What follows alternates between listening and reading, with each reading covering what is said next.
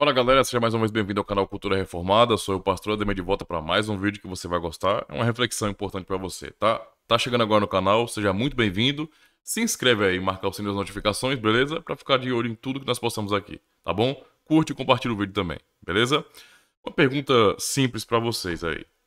Por que que geralmente o interesse, né, de cristãos, de muitos cristãos pelo menos, é com relação ao assunto da vida cristã em si, é com relação aos debates, não é?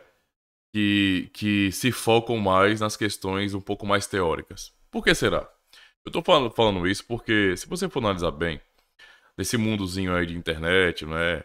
Onde você tá vendo o tempo todo briga, discussão, debates intermináveis sobre vários assuntos, você percebe que a, a briga sobre questão de soteriologia, sobre quem é que tá certo e quem é que tá errado, sobre, por exemplo, se aquela tradição é herege, se podemos chamar não sei quem de irmão, sabe esse tipo de briga? Se é continuismo ou sensacionismo, se pentecostal está certo, se reformado está errado ou está certo.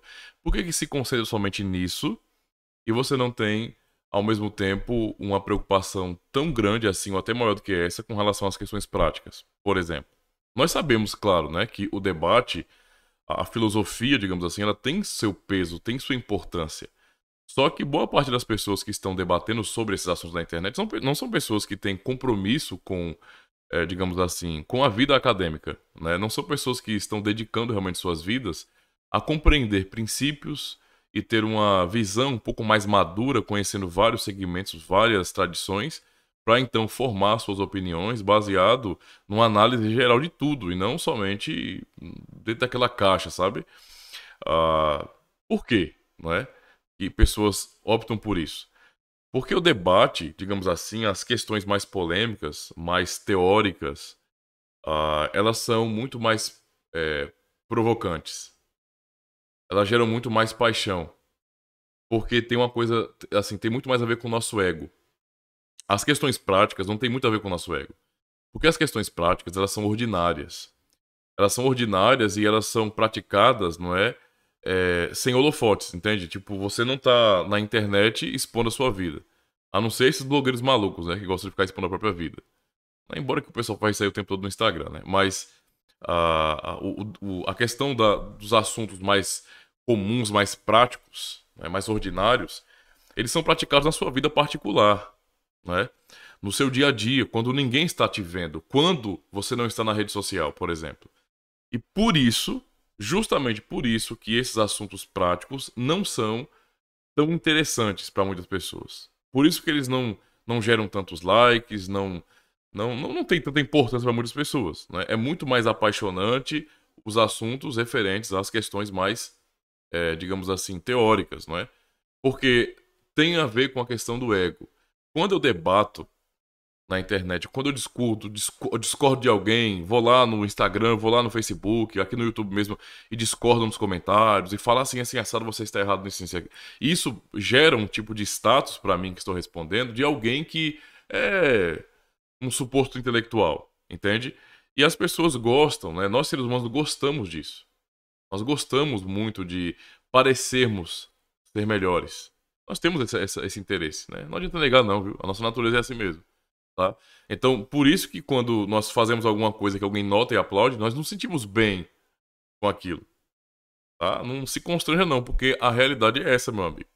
E esse tipo de assunto, então, ele gera isso.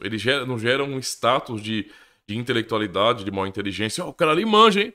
Então, eu estou envolvido no assunto, parece que eu estou fazendo parte do mundo mais intelectual. Por isso, então, há tanto interesse. Os assuntos práticos, ninguém mais vê, digamos assim, né? Quem tá vendo é sua esposa, seus filhos, ninguém tá na internet vendo esse tipo de coisa. E por isso mesmo, já que não haverá aplausos do mundo, não é? Você não tem tanto ânimo para poder se importar com isso. Então, é muito comum isso, né? Eu vou usar um exemplo básico para vocês entenderem aqui na própria escritura. O cara tá começando a estudar sobre doutrina reformada, entrando no debate na internet, e infelizmente se foca na questão da soteriologia, e aí ele lê Efésios 1, não é? Nossa, o cara viaja aqui mesmo, ele se aprofunda no texto, ele lê muitas vezes, lê várias traduções diferentes, assiste vídeos, comentários, palestras completas, eventos baseados no texto, sei lá, blogs na internet, vai lá no monegismo.com, né? E começa a discutir com vários, que ele chama de arminianos, sobre o texto de Efésios 1, porque mostra uma salvação trinitária, não é? Onde você tem eleição, predestinação, tudo muito bem claro. Tentar alterar o que isso aqui está dizendo é um tipo de ginástica, digamos assim, né? Mental, mas é teológica, mas o cara lê, o cara se empolga e esse é o tipo de assunto que realmente faz com que as suas redes fiquem girando e, sabe? E aí vai pro capítulo 2, continua na mesma pegada, a salvação pela graça, Deus que nos vivifica quando estamos mortos em delitos e pecados, e você tem muito assunto sobre isso. São assuntos que se concentram na questão mais teológica, você tem muita teologia aqui. Isso em Romanos também, não é? Em várias outras cartas tem muita teologia, muita teologia. Só que há aspectos aqui que são, não é, especialmente práticos. Eu vou, por exemplo, olhar essa questão da carta de Paulo aos Efésios. Você tem Paulo começando trazendo uma teologia profundíssima, não é? Com o propósito de consolar a igreja, tá? Então, essa teologia profunda que se fala sobre a soberania de Deus na salvação, a salvação como algo trinitário, realizado por Pai, Filho e Espírito Santo, e a soberania absoluta de Deus na salvação, em eleger e predestinar em Cristo, para Cristo, e selar pelo Espírito Santo, não é? Falar sobre, por exemplo, o fato de que a salvação é única e exclusivamente pela graça, e isso anula qualquer possibilidade humana de cooperar com a salvação, uma vez que já está determinado que o homem é depravado, né? É morto em delitos e pecados. Né? É o que está revelado, então não tem como negar isso aí. E aí você tem salvação pela graça, Deus operando salvação, não é? Deus em Cristo quebrando a parede de separação cultural e agora não tem mais diferença entre Israel e a igreja. É uma coisa só, não tem mais um muro que separe, porque tudo foi unido em Cristo, né? Não sei porque tem esse negócio de sionismo cristão, né? A escritura não apoia isso, mas tudo bem. Aí você continua nessa pegada, e quando você chega no capítulo 4, por exemplo, você percebe também já um tipo de aplicação dessas verdades na vida prática da igreja. Na vida prática da igreja. E aqui começa a pesar. Até então você tem doutrina aqui também, né? Em capítulo 4 de Efésios. Tem muita doutrina. E aí dá pra poder ficar debatendo ainda. Mas quando você vai avançando do capítulo 4, chegando no capítulo 5, você percebe que Paulo vai mudando aquele aspecto mais doutrinário, que tanto nos empolga, e vai se concentrando em aspectos muito mais práticos, porque vai começar a abordar sobre nosso testemunho, aborda a primeira igreja, capítulo 4, capítulo 5, nosso testemunho pessoal. Isso vai tocar, não é? Na questão do relacionamento, vai chegar na igreja, no capítulo 4, e vai também tocar em nosso lar, né? Naquilo que é mais ordinário, mais comum, nosso dia a dia, para falar sobre relacionamento de pais e filhos, de marido e mulher, não é? De patrão e empregado, nosso comportamento lá fora, qual é o nosso testemunho. E quando chega nesse tipo de assunto, não é? Muitas pessoas acabam retrocedendo, não é? Não se importando tanto. Aí às vezes parece, é uma coisa estranha. Vamos falar sobre, fazer uma live sobre, fazer um vídeo sobre o sino de Dort, né? Vamos falar sobre calvinismo e arminianismo. Né? Isso faz chover de pessoas assistindo e dizendo, é isso mesmo, os calvinistas estão certos porque eles eram os hereges. Aí chega outros, que nada, os calvinistas são um bando de endemoniados, são um bando de hereges. Calvinismo é uma doutrina diabólica, entendeu? Aí, né, toda essa situação de briga, de debate, plá, lota, né? O negócio congestiona de tanta gente comentando. Aí você vai fazer uma live sobre questões práticas. A vida cristã, no lar, por exemplo. Era melhor ter ido ver o jogo do Pelé, não é verdade? Era melhor ter ido ver o jogo do Pelé. É assim que acontece, né? Lamentavelmente, então, irmãos, a preferência por temas que são mais voltados para aspectos teóricos, digamos assim, chama mais atenção, porque isso realmente exalta o ego de quem quer se mostrar. Mas as questões práticas, não é? E aí, a atenção que eu quero chamar para vocês é o seguinte, é que as questões práticas, elas são tão importantes, ou talvez mais importantes, não é? do que as questões um pouco mais teóricas. Eu não estou dizendo que a doutrina, em algum aspecto, ela não tem uma aplicação prática. Claro que tem, não é? Na verdade, a vida cristã, ela deve ser fruto, não é, de uma doutrina reta. Ortodoxia, ortopraxia. A ideia é essa, não separa essas coisas. Mas as pessoas têm a mania de separar. Então, quando se fala de assuntos de debate teológico, que não é, se pressupõe por muitos que é simplesmente o debate mais teórico, então há muito interesse, porque eu posso defender as minhas ideias, são os meus pensamentos, eu vou provar para ele que ele está errado, quem está certo sou eu, e o meu teólogo favorito, e meu pregador predileto, e plá plá plá, esse tipo de coisa. Mas quando o assunto tem a ver com questões práticas, em como você se relaciona com seus filhos, o que é que você conversa com seus filhos para ajudá-los a compreender o mundo ao seu redor, questão de disciplina no lar, papéis sendo ensinados a partir da ótica bíblica, sabe?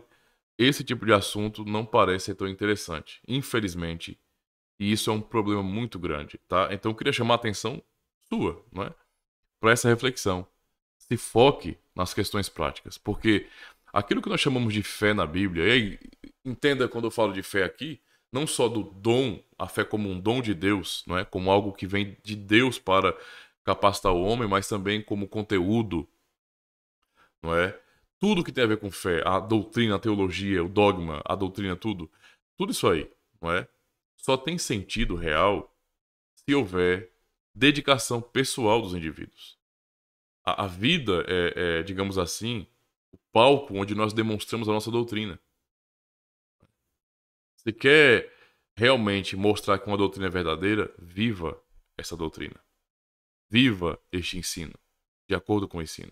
Porque do contrário, não passam de palavras vazias, que não inspiram ninguém, não motivam ninguém, não ajudam ninguém a absolutamente nada, só provoca, só ofende, só faz mal. Mesmo uma pessoa falando verdade, não é? Usa essa verdade não como uma ferramenta de construção, mas como uma arma de destruição. Lamentavelmente, é o que acontece. Então se foque nas questões práticas. E lembre-se do que Paulo, por exemplo, que alguns ficam tentando fazer algum joguinho de... alguma treta, criar treta, né? Criar uma briguinha entre Paulo e Tiago. Nada a ver, irmão. Nada a ver, irmão. Não existe isso, né? Quando você vai olhar, por exemplo, Romanos, eu estou nos devocionais em casa lendo Romanos com minha família, e nós já lemos até estamos no capítulo 8, né?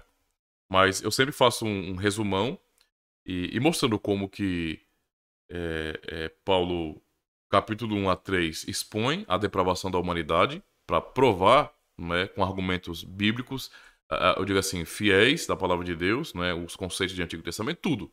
Ele vai provar de maneira bem inteligível que o homem é completamente incapaz, né? O homem é depravado, incapaz. Aborda a situação dos pagãos, não é? Depois dos judeus, depois faz um mix de tudo no capítulo demonstrando que essa é a situação da humanidade como um todo e não há vantagem sobre ninguém, tá? Depois ele vai explicar como, então, diante de uma situação como essa de depravação, o homem ele é salvo, não é? É pela fé em Jesus Cristo, é assim que ele é justificado. Então, ele vai até explicar no capítulo 4 a lógica de como o homem é justificado, que é diferente da meritocracia. Ele vai usar o exemplo, não é? É muito claro ali. É mostrar que, que não é como nós entendemos, não é? Se eu trabalho, aquilo que me dão, o meu patrão me dá, não é uma dádiva, é uma dívida, né? Ele está me devendo porque eu realizei um trabalho. E o dom da salvação não é assim, não é? Nós cremos naquele que justifica o ímpio e Deus nos justifica. Simples assim. Então, é a fé em Jesus Cristo, tá? Esse é o canal, né? É o meio determinado por Deus para que sejamos justificados. Cremos em sua palavra, cremos em seu Filho. E depois, não é? Ele avança para o capítulo 5, ainda no assunto, expondo ainda a maravilha dessa graça, porque agora estamos em paz com Deus. E depois toca na questão pactual, quando fala sobre Adão e também sobre Cristo, porque mostra os dois como sendo figuras pactuais importantes, não é? Agora Cristo como sendo o nosso novo cabeça pactual. E então, não é? Ele falando sobre tudo isso, capítulo 4 e 5, mostrando como o homem é justificado pela fé somente, não é? Ele entendia que, obviamente, essa doutrina poderia gerar no coração de algumas pessoas infiéis naquelas comunidades de Roma o entendimento de que, já que é somente pela graça de Deus eu sou justificado pela fé, sem as obras da lei, então eu posso viver uma vida de pecado. Tipo assim, vamos soltar a franga, meu amigo, porque é a graça que me salva e acabou. E Paulo vai no capítulo 7 e quebra com essa ideia errada e diabólica, e mostrando que, na verdade, não, a fé, ela tem frutos. Alguém que crê em Jesus Cristo e é justificado, morreu para o pecado, então não pode viver a vida de antigamente, né? E ele vai expor isso no capítulo 6. O capítulo 7 vai expor também a luta que um cristão tem, porque essa é a verdade que recebemos em Cristo, pelo poder do Espírito Santo, mas ainda não, porque temos que lutar contra a nossa natureza, e termina dizendo, miserável homem que sou, quem me livrar do corpo dessa morte? Graças a Deus por Jesus Cristo. E então inicia o capítulo 8 mostrando que em Cristo não há condenação. Se estamos em Cristo, não há condenação. E mais uma vez vai se focar nas questões práticas. Capítulo 6 e capítulo 8 se foca também nas questões práticas, mostrando que se alguém é de Cristo, essa pessoa tem uma nova maneira de viver, é guiada pelo Espírito de Deus. E assim por diante. A Escritura, como um todo, nos ensina que fé e obediência e vida piedosa não separam. Não existe uma dicotomia dessas coisas. Por isso, meu irmão, eu digo a você, se foque nas questões práticas. Nem todos foram chamados para serem teólogos conhecidos. Se a sua intenção é essa, ou se você sente vocação para isso, cara, mete a cara nos livros, vai estudar e passa por todos os processos determinados, ordinários, vai para seminário, vai estudar, vai se fazer, sabe, bacharel, mestrado, doutorado e assim por diante. Faz todo o processo, tá? Se você sente vocação para isso. Mas no geral, nós não somos todos doutores. Não é todo cristão que vai ser um doutor em teologia. Tira o cavalo da chuva, não vai ser assim. A maioria absoluta de nós cristãos somos apenas pessoas comuns, né? Que têm suas famílias, casados, têm seus filhos, seus empregos, suas obrigações, sua vida comum na comunidade cristã. Então, assim, nós somos pessoas comuns. Né? Comuns. Vamos, então, servir a Deus com os dons que Ele tem nos dado. Vamos nos focar nas questões práticas. Elas são as mais importantes de todas, porque, como eu tinha dito, nossa vida em obediência ao Evangelho é o grande palco para a exposição da fé que nós temos, tá? Assim como no culto solene a igreja reunida manifesta a sua fé na prática do culto, na liturgia, no que está fazendo ali, assim também pessoalmente manifestamos a nossa fé vivendo para a glória de Deus, tá bom? Uma reflexão para vocês aí. Valeu. Encerra o vídeo aqui, né?